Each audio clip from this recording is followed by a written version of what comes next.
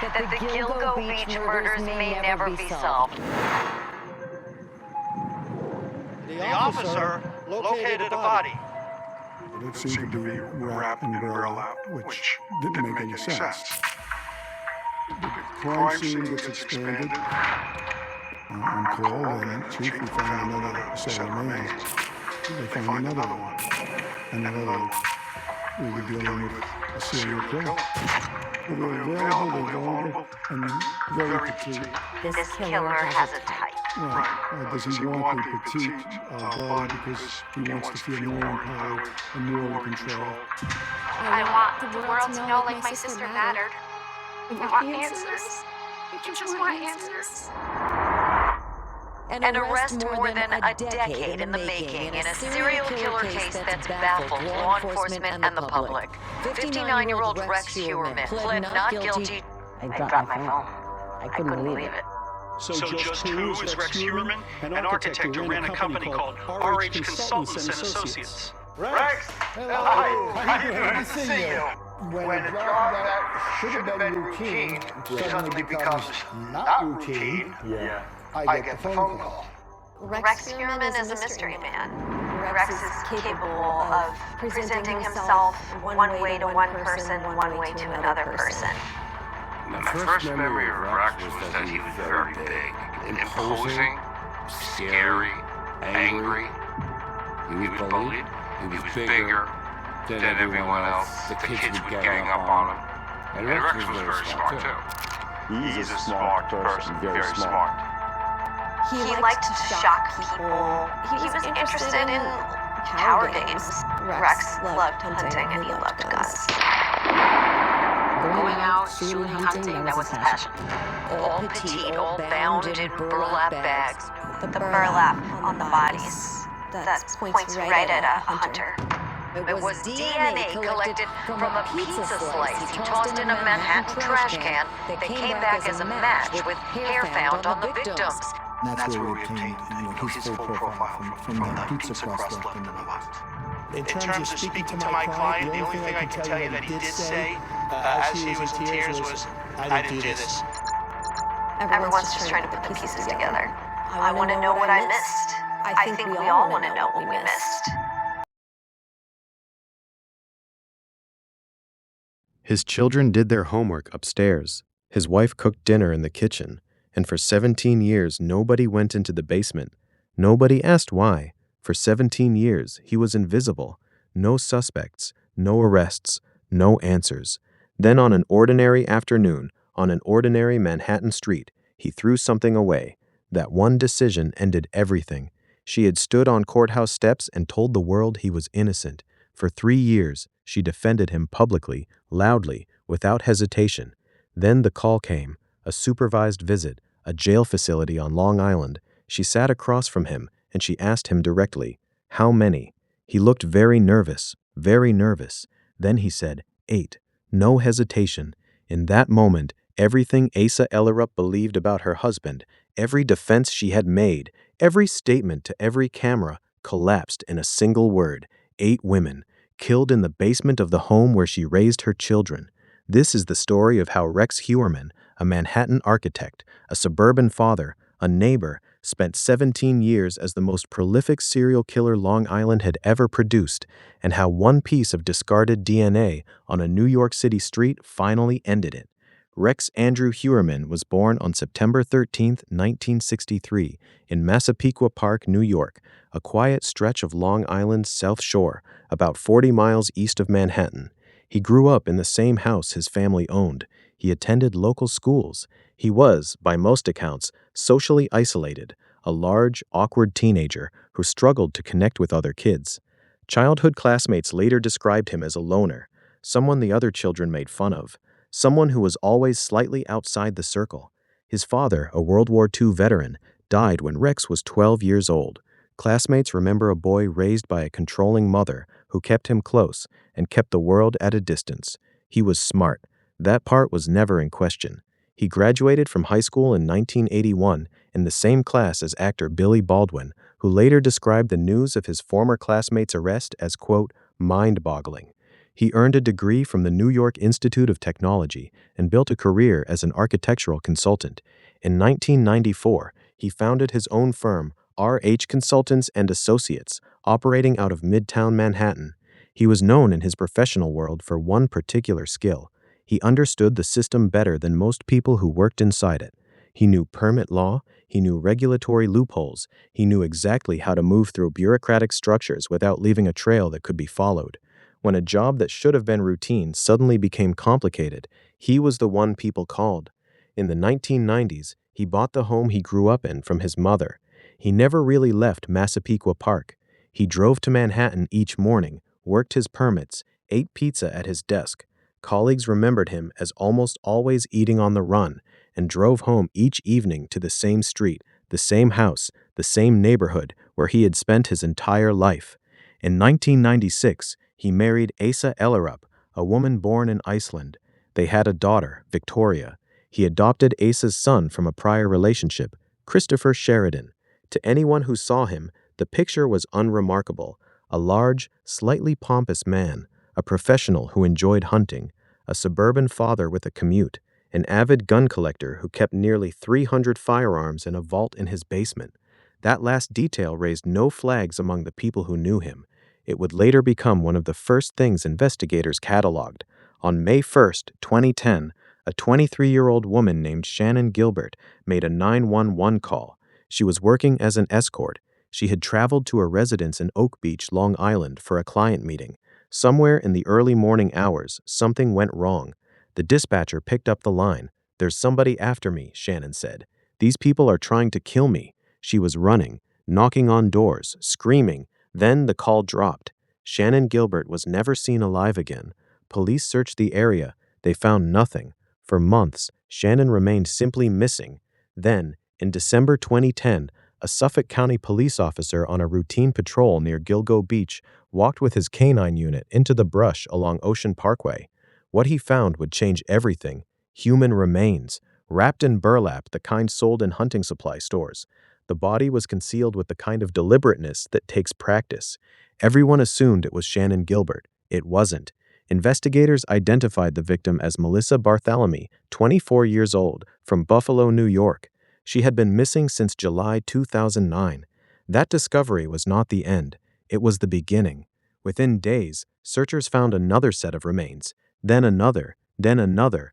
By the time the search corridor expanded along Ocean Parkway, investigators had found the bodies of 4 women, all young, all working as escorts, all last seen making arrangements with an anonymous client. 3 of the 4 had been wrapped in the same distinctive burlap. They became known as the Gilgo Four. Maureen Brainerd Barnes, 25, a mother of 2 from Norwich, Connecticut, last heard from at Penn Station in July 2007. Her sister, Missy, described the last phone call. She could hear the noise of the train station in the background, and then it just stopped. Melissa Bartholomew, 24, her 15-year-old sister, Amanda, began receiving calls from Melissa's own phone after she disappeared. A voice on the other end told the teenager, "Do you know what I did to your sister? I killed Melissa." The person on the line was taunting a child. Those calls placed the phone's signal in Midtown Manhattan. Megan Waterman, 22, from South Portland, Maine, a mother. Her daughter Liliana was 3 years old when Megan disappeared in June 2010 after a meeting with a client on Long Island. Security footage at a Holiday Inn Express captured the last known image of Megan alive, walking through a lobby, heading to meet someone. Cell tower data later placed her phone in a Long Island neighborhood called Massapequa Park. Amber Lynn Costello, 27, her friend and former roommate Dave Schaller, described the last night he saw her. A client had been calling repeatedly, relentless, offering 6 times her usual rate for the night. Something made Amber say yes. She left without her purse, without her phone. She gave Schaller a hug at the door and said, "I love you." She walked down the street. Dave Schaller never saw her again. Schaller told investigators what he remembered about that client. A large, powerfully built man, first-generation Chevrolet Avalanche. He described him as looking, in his words, like an ogre. That description sat in a case file for over a decade. We will come back to it. Bartholomew is Melissa's mother. How often do you think about Melissa? Every single minute of the day. It just didn't happen to the girls. I mean, it just destroyed all of our In 2020. I would do anything to bring her back, but I can't, and it just like frustrates me so bad. Walked out the front door with her. She gave me a hug. She says, I love you. And she left. It was nearly midnight. Schaller says that when Amber left this house, she walked down the street and he never saw her again. Schaller told us that he didn't see the client's face that night, but suspects he had seen him before. So this is a guy you might have seen. Yeah, this is somebody that I've seen. I might be one of the only people who knows who he is. It would be more than a decade before Schaller's description would lead to a break in the case and a prime suspect. It's selfie time. Selfie time. Not even during the signature sunglasses selfies he takes with every guest. 2, 3. Ah!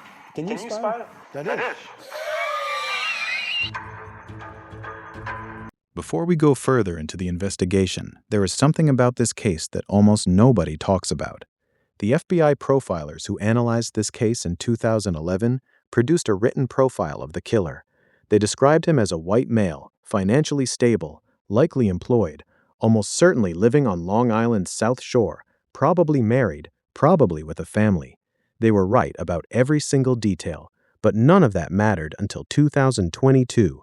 Stay with me, because what the new task force found in that first 6 weeks is something most people still don't fully understand. The years after the discovery of the Gilgo Four were defined by one word: stagnation. The case attracted massive national attention. It generated extensive media coverage. It produced a working FBI profile that turned out to be remarkably accurate, and yet for over a decade, no arrest was made. Part of that failure had a specific cause. The Suffolk County Police Department during this period was operating under the leadership of Chief James Burke, a man who would later be convicted on federal corruption charges unrelated to the Gilgo case. Investigators would later suggest that the dysfunctional environment under Burke's leadership contributed to missed opportunities in the original investigation. The families of the victims spent those years waiting.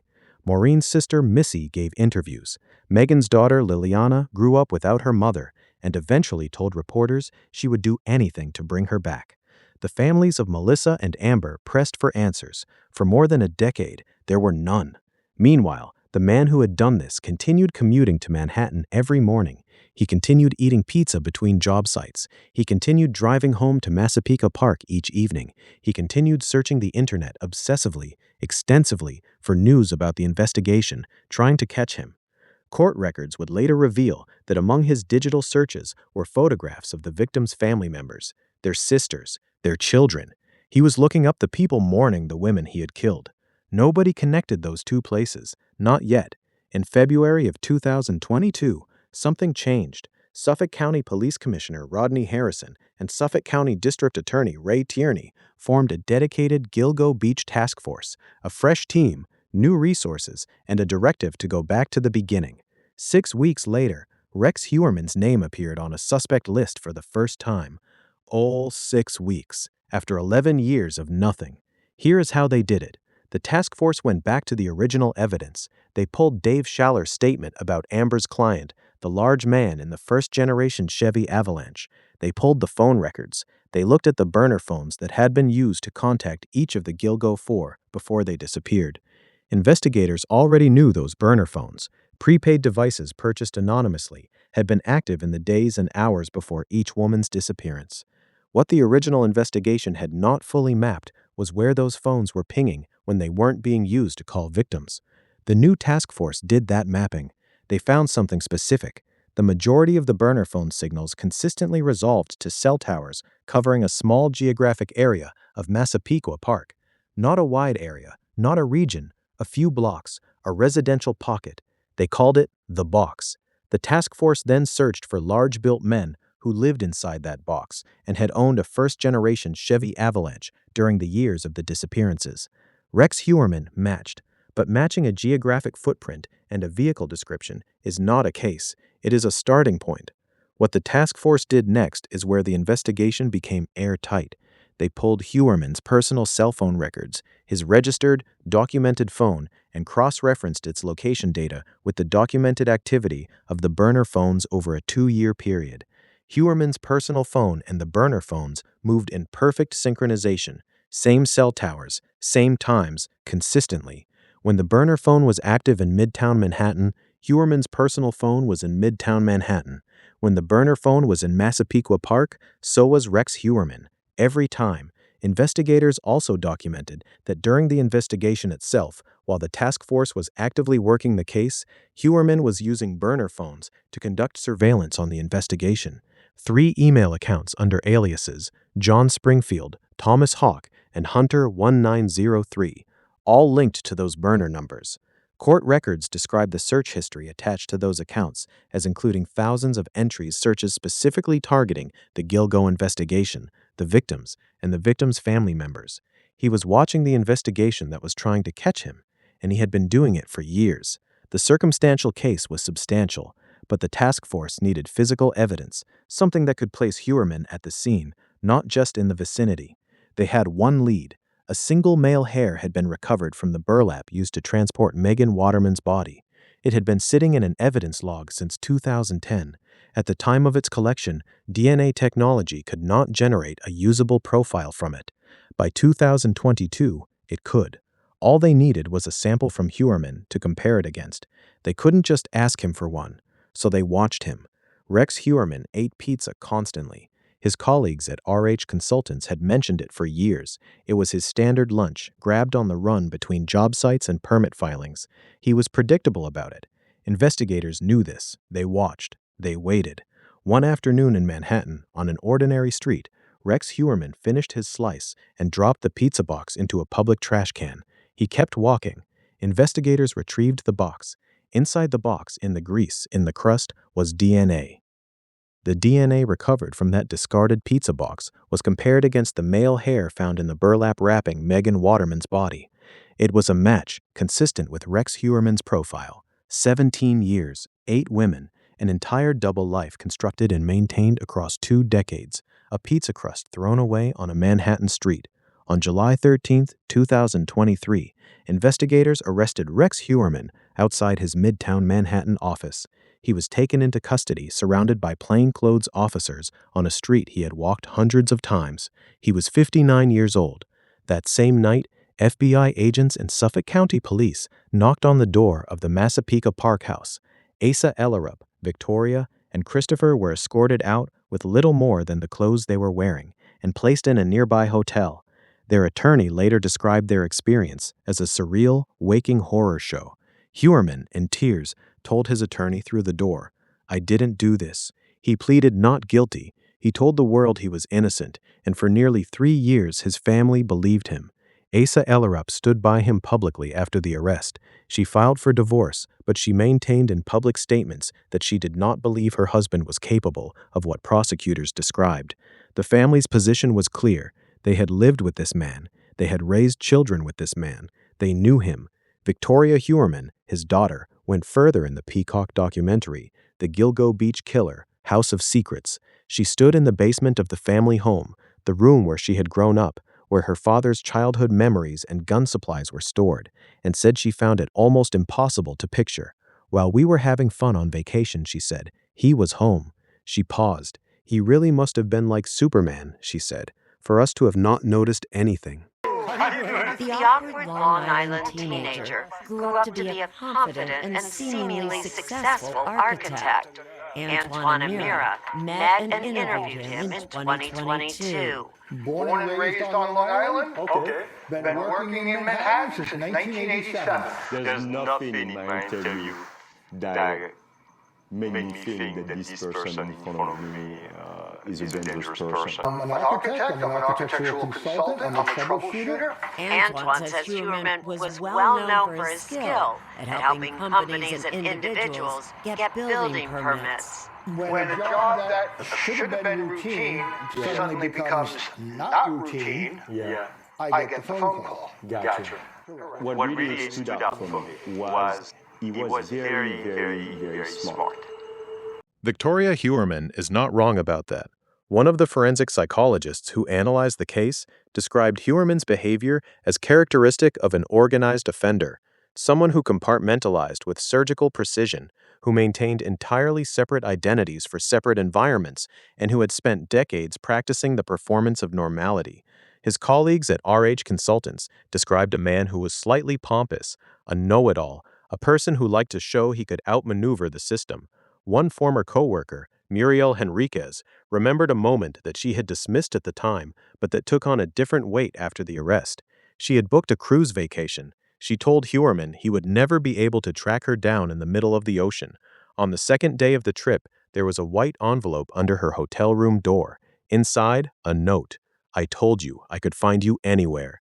She thought nothing of it at the time. Then came April 8, 2026. After nearly 3 years of maintaining his innocence, Rex Heuermann appeared in Judge Timothy Mazzei's courtroom and changed his plea. His ex-wife and daughter sat in the gallery. The families of his victims filled the other seats. Some of them wept as he spoke.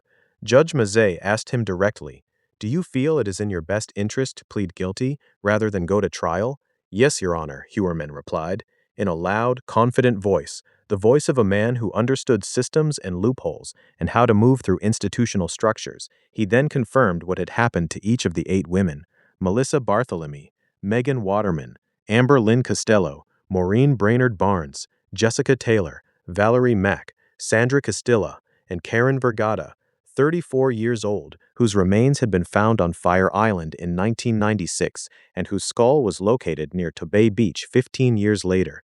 Heuermann had never been formally charged with Karen Vergata's death. He admitted to it anyway, as part of the plea agreement.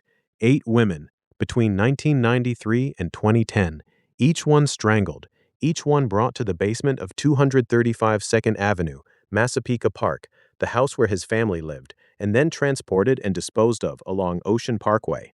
One eyewitness in the courtroom later confirmed to reporters he showed no emotion.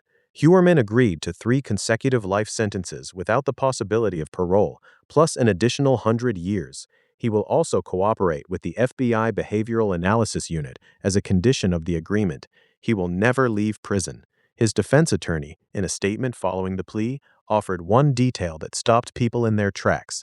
After 17 years and 8 lives, after nearly 3 years of denying everything, admitting his guilt, the attorney said, had brought Rex Heuermann a huge sense of relief. Relief. Before the guilty plea, before the courtroom, before the sentencing, Asa Ellerup went to see him. She had defended him. She had stood at podiums. She had looked into cameras. And then she sat across from her husband in a supervised visiting room in a jail facility on Long Island, and she asked him what she needed to ask. "Can you tell me how many of these women you killed?" He looked at her. He was nervous, she would later say. Very nervous. He said 8. She said there was no hesitation. In that room, 3 years of public defense collapsed in a single word. Asa Ellerup later said to reporters outside the courthouse after the guilty plea that her thoughts and prayers were with the victims and their families, that their loss was immeasurable. She asked for privacy for her family. She did not say anything else. There is nothing else to say. Sandra Castilla was 28 years old. Valerie Mack was 24. Jessica Taylor was 20. Maureen Brainerd Barnes was 25. She was a mother of 2. Her sister still thinks about the train station noise in the background of that last call. Melissa Barthelemy was 24. Her sister Amanda was 15 when the calls started coming. Megan Waterman was 22. She had a daughter named Liliana. Liliana grew up and said she would give anything just to let her mother know she has a special place in her heart, that no one can ever replace her. Amber Lynn Costello was 27. She gave her friend Dave a hug at the door and said, "I love you." Karen Vergata was 34. 8 women, 8 families, 17 years. None of them knew each other. All of them deserved better from the system that was supposed to find answers faster, and from the world that did not always treat their lives as equally worth searching for. That is part of this story too. On June 17, 2026, Rex Heuermann is scheduled to be formally sentenced in a Riverhead courtroom. The families of his victims will be there. The sentence is expected. The outcome is not in question. What remains open, what forensic psychologists and investigators say may never be fully resolved, is the interior of the man himself. the organized offender who maintained a perfect surface for 60 years, who built a professional reputation on finding loopholes, who taunted a 15-year-old girl on her missing sister's phone, who looked his ex-wife in the eyes in a visiting room and said a single word without hesitation. D.A. Ray Tierney said it clearly. He walked among us, playing the role of a normal, suburban father while targeting innocent women. He built houses by day and destroyed lives inside the one he lived in. He threw away a pizza crust and ended his own 17-year run, and when it was finally over, he felt relieved. If this case stayed with you, if you want to understand cases like this at a forensic level, not just a surface level, subscribe to Closed Case File. Every case we cover is researched with the same depth, the same respect for the victims, and the same commitment to getting it right. Drop a comment below. Tell us which detail of this case you couldn't stop thinking about. And if you're ready for the next one, it's already waiting. District Attorney's Office, defendant will plead guilty, 7 counts in the indictment. Specifically counts 1 through 3 and counts 7 through 10. Counts 4. Bring the defendant out now. Usually helps them.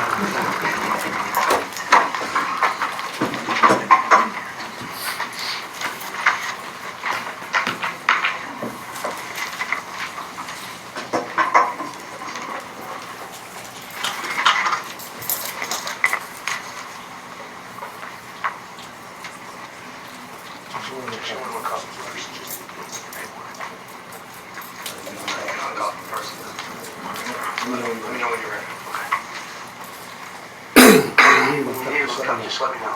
Sorry? Sorry? Just let me know. Okay.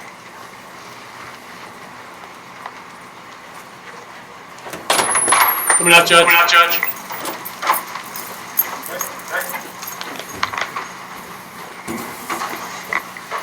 On the record, Number 8,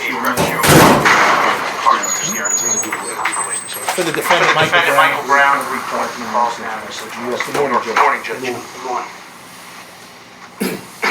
Thank you, Your Honor. Thank you, Mr. Brown. As I was beginning to say, it is the understanding of the District Attorney's Office that the defendant will plead guilty to 7 counts in the indictment, specifically counts 1 through 3 and counts 7 through 10. Counts 4 through 6 will be dismissed in satisfaction at the time of the defendant's sentencing. In addition to allocating to and admitting his factual guilt to all elements of counts 1 through 3 and 7 through 10 of the indictment, the defendant further agrees that although he has not been charged with this crime, he will admit as part of his plea that he intentionally caused the death of Karen Brigada and transported and left her remains in Suffolk County in 1996. The District Attorney's Office agrees that in exchange for the defendant pleading guilty to counts 1 through 3 and counts 7 through 10 of the indictment and admitting to the uncharged murder of Karen Brigada, the District Attorney's Office recommends the following sentence. Counts 1 through 3, murder in the first degree.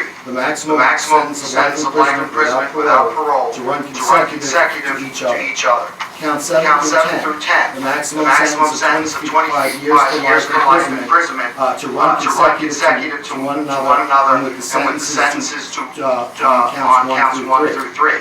To summarize the foregoing sentence, the defendant agrees to serve 3 consecutive life sentences without the possibility of parole regarding counts 1 through 3, followed by 4 consecutive sentences of 25 years imprisonment to life to run consecutive to one another. Should the defendant allocute to the murder of Karen Brigada, the defendant's guilty plea and this plea agreement will satisfy and cover the uncharged homicide of Karen Brigada. In exchange for all of the above pleas, there will be no further prosecutions pertaining to the murders of the aforementioned 8 victims. Karen Brigada, Valerie Mack, Jessica Taylor, Maureen Barnes, Melissa Barthelemy, Megan Waterman, and Amber Costello. The defendant will acknowledge both orally and in writing that he has received voluminous and sufficient discovery to make an informed decision regarding his plea here today. The defendant will further waive any objections to the District Attorney's compliance with Article 245 of the Procedure Law. The defendant has also agreed to withdraw all motions currently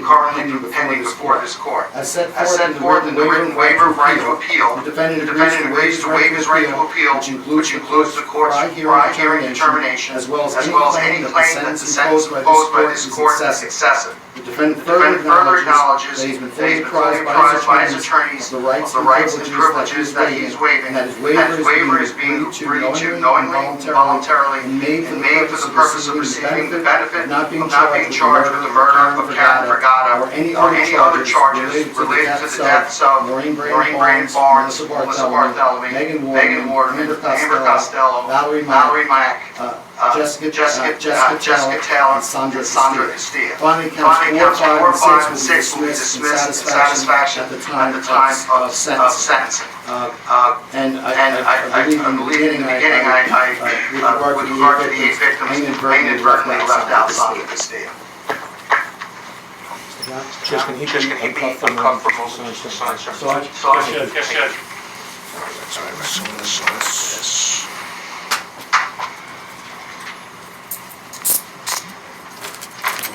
Sign right here, please.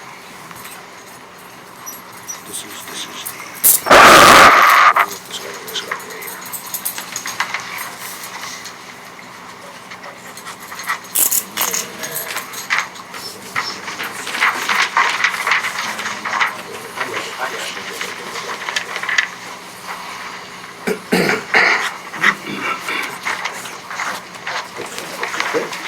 That's it. Thank you.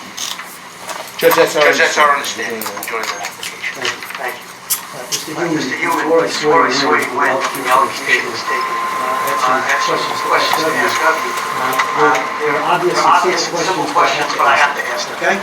Yes, Your Honor. How old are you?